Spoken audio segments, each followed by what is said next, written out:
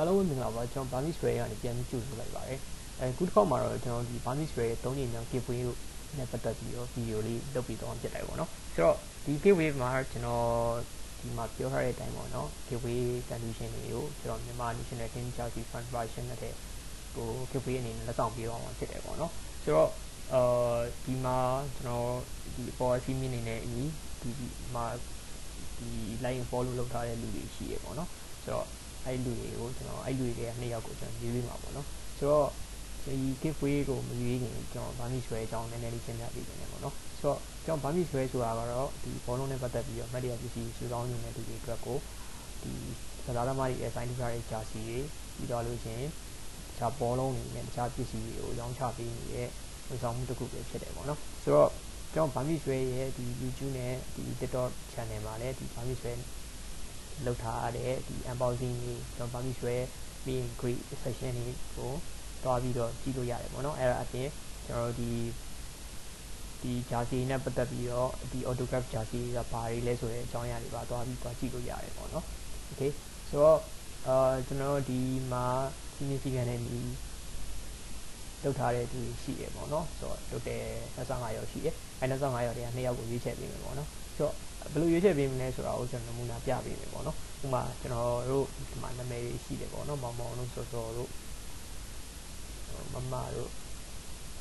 မမတို့ရှိရပေါ့နော်ဆိုတော့ကျွန်တော်အဲ့ကောင်ကိုကျွန်တော် random ကိုအချိန်10ချိန်ပေါ့နော်10ချိန်ရွေးမယ်ဒီမှာ30ဖြစ်သွားတဲ့အထိပေါ့နော်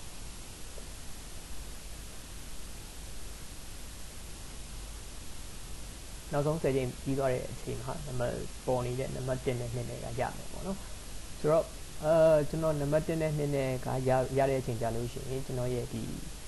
Burmese Square ရဲ့ Messenger ကိုလာပြီးတော့ဆက်သွယ်ပေးဖို့လုပ်မယ်ဆက်သွယ်တဲ့အချိန်မှာလည်းဒီ Burmese Square ကိုကိုယ့်ရဲ့ account အနေနဲ့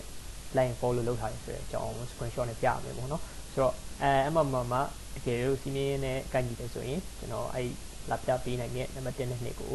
ကျွန်တော်ဒီ fund version လက်ဆောင်ပေးသွားမယ်ပေါ့နော်တကယ်လို့ဥမာအပြင်နံပါတ်2က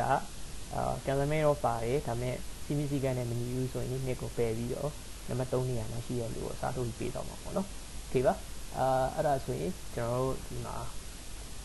25ယောက်ရှိရပေါ့နော်25ယောက်ထဲကနေမှာကျွန်တော်2ယောက်ကိုရွေးချယ်ပါတော့မယ်အားလုံးပဲခွလက်ပါဆိုတော့okay let's goဒါတစ်ချိန်ပြီးသွားပြီပေါ့နော်ဒါ2ချိန်မြောက်ဒါက3ချိန်မြောက်ပေါ့နော်4ချိန်5ချိန်6ချိန်9ချိန်10ချိန်9ချိန်10ချိန်ပါခင်ဗျာဆိုတော့ကန်လည်းမဲရွေးချယ်ခံရတဲ့သူကတော့နံပါတ်1ကဒေါ်မြမြနံပါတ်2ကဒေါ်ဒီဒီတွင်ပေါ့နော်ဆိုတော့ဒီ condition တွေအနေနဲ့ကျွန်တော် Burmese Square ကိုလာပြီးတော့ဆက်သွယ်လို့ရပါတယ်โอเคပါလာကြည့်ပြီးတဲ့ကြောက်ချင်းတွေကိုလည်းကျေးဇူးတင်ပါတယ်နောက်တစ်ခေါက် Burmese Square giveaway မှာလည်းဘယ်လိုမျိုးပစ္စည်းတွေကိုလက်ဆောင်ပေးသွားမလဲဆိုတာကိုချိန်နဲ့ညတည်နိုင်ဖို့ Burmese Square ရဲ့ YouTube Facebook TikTok တို့ like and follow လုပ်ထားပြီးဖို့မြတ်တိုက်ရခံပါတယ်အားလုံးပဲတက်တာပါနောက်ဗီဒီယိုမှာပြန်တွေ့ကြပါမယ်